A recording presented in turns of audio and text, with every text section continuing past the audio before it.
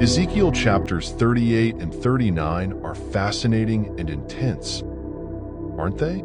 If you've read them, you might have felt a mix of emotions, curiosity, maybe even a bit of awe, as this prophecy unfolds with vivid imagery and deep meaning.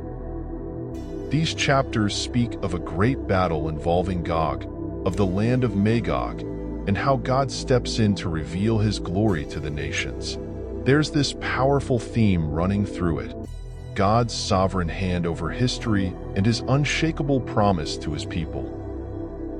But let's not stop there. Let's pull back a bit and think about how this connects to Jesus, his light, his grace, and why God becoming flesh is so incredible for us today. You know, one of the most beautiful things about Jesus is that he's described as the Word. John 1 verse 14 says, "The Word became flesh and made his dwelling among us." Just let that sink in for a second. God, perfect, infinite, holy, chose to step into our messy, complicated world as a human being. He didn't stay distant or uninvolved. He came close. And when we read something like Ezekiel 38 and 39, where God's justice and power are on full display, it can feel overwhelming. But then we remember, that same God who defends his people in Ezekiel is the same God who came to us in Jesus. That changes everything, doesn't it? Think about it. Jesus didn't come to intimidate or to bring fear. He came to bring hope, freedom, and grace. He said, "I am the light of the world. Whoever follows me will never walk in darkness, but will have the light of life." That's John 8 verse 12, and it's such a comforting promise. In a world that often feels chaotic, sometimes even scary, it's easy to feel like we're stumbling around in the dark, unsure of where we're headed. But Jesus shines this light that shows us the way, that warms us, and reminds us we're not alone. Let's tie this back to Ezekiel for a minute. In chapter 38, we see God declaring his power over Gog and these armies that rise up against Israel. He promises to defeat them in such a way that all the nations will know he is the Lord. It's dramatic, yes, but it's also deeply reassuring. God doesn't leave his people to fend for themselves. He steps in. He fights for them. That's the same God who sent Jesus to fight for us, not in a battle against armies, but in a battle against sin, death, and everything that separates us from him.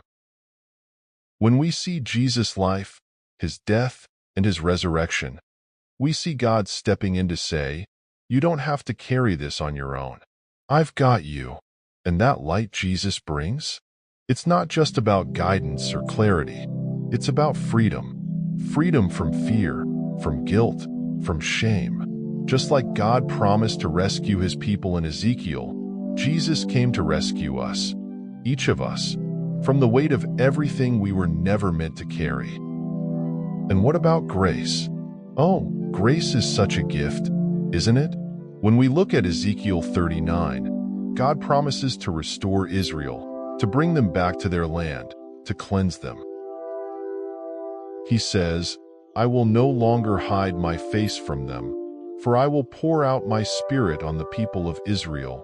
That's in verse 29. It's this beautiful picture of restoration, of God bringing his people back into relationship with him. That's exactly what Jesus does for us. Grace isn't something we earn or deserve. It's God's gift, his way of saying, "You are loved. You are enough. You belong with me." And here's where it gets personal. Have you ever felt like you're too far gone? Like there's just too much in your life that's messy or broken for God to really want to be close to you? If you've ever felt that way, I want you to hear this. God becoming flesh in Jesus is the loudest, clearest message that he's not afraid of your mess. He didn't come for people who have it all together. He came for people like you and me. People who need his light, his hope, his grace. Jesus' light is what helps us see ourselves the way God sees us. It shows us the beauty of who we are, created in His image. It also shows us the areas in our lives where we need healing or change, but not in a way that condemns us. It's like a light that says, let's work on this together, and that's the freedom He brings. The freedom to grow, to heal, to become who we're meant to be without fear of rejection. So, as you think about Ezekiel 38 and 39, with all their vivid imagery and strong declarations of God's power, let them remind you of this. God's power isn't just about defeating enemies or commanding the nations. It's also about His ability to come close, to step into your life, and to bring peace, restoration, and joy. That's the heart of who He is. Take a moment to reflect. What areas of your life feel dark right now? Where do you need Jesus' light to shine? Maybe it's in a relationship or in a decision you're trying to make.